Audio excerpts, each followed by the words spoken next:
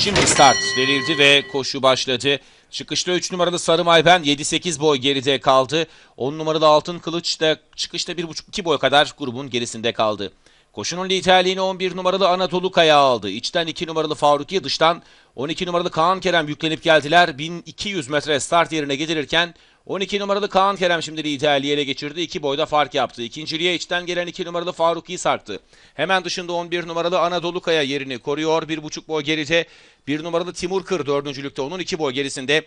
Dışta 5 numaralı Münife Han, yanında 4 numaralı Şahinşah. 5. ve 6. sıradalar. 2,5 boy geride 9 numaralı Akçebey, dışında 8 numaralı Korkut Efe var. 1,5 boy kadar geride. İçte 10 numaralı Altın Kılıç. Altın Kılıç'ın yanında 7 numaralı Digalas, onun dışında da Ekürisi 3 numaralı Sarı Mayben sırasıyla safkanlar son 800 metreyi geçmek üzere. Koşudaki liderliğini 12 numaralı Kaan Kerem 2 boya farkla sürdürüyor. 11 numaralı Anadolu Kaya yine ikincilikte.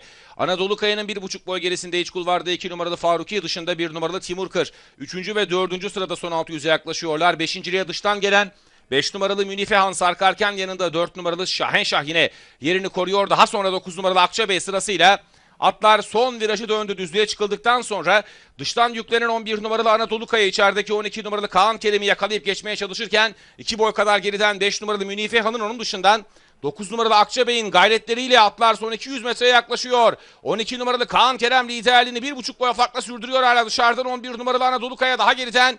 9 numaralı Akçebey'in bariyer dibinden Şahinşah'ın çabalarıyla son 150 metre geçildi. Şimdi Anadolu Kaya öne geçti.